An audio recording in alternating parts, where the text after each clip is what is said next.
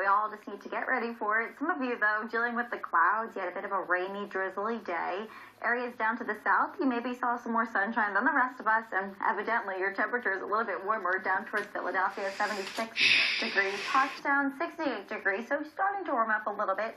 Allentown, we're still at 60 degrees. I think we have a couple of more hours to go for us to reach our high temperature of the day. Reading, you're about 64 degrees, down towards Wilmington, 70s, over towards the Jersey Shore. It looks like temperature is a little bit cooler there, especially along the coastline.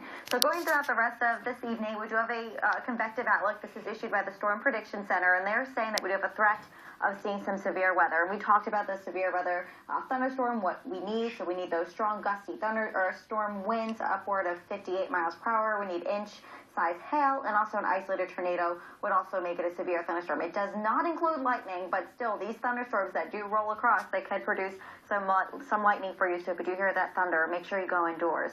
So we are under a slight risk. Everyone you see shaded in yellow right here. So it's mainly for the Lehigh County, then Lehigh Valley, then areas out towards the west and down to the south. That's where it's an enhanced risk of seeing a severe thunderstorm. Now, the isolated tornado threat is on top of this, and this looks like it's mainly for areas down to the south and to the west. So we do include Lehigh County, Berks County, Bucks, Montgomery, Chester, Philadelphia, areas down to the south as well. And this is until about 10 o'clock this evening, so everyone needs to be weather aware. Even if you're in Northampton County or Carbon and Monroe, just keep an eye in the sky, or just keep an eye on that radar too, especially going throughout the rest of the evening hours, because we are starting to see some breaks in the cloud cover too, and also some isolated activity starting to pop up too. Now, it's mainly around Harrisburg, and you see it's very isolated activity, but that's what we're going to be watching. These storms are just going to be popping up, heading throughout the rest of the evening until about 10 o'clock or so.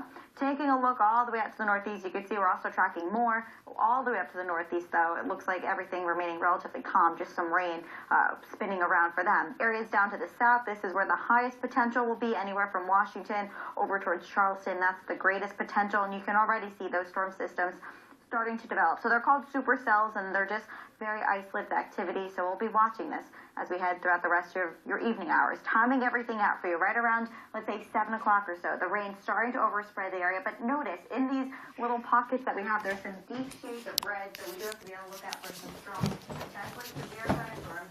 I think out of all the three categories,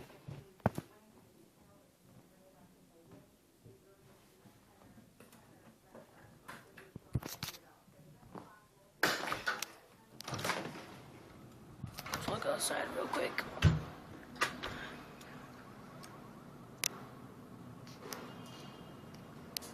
One's out.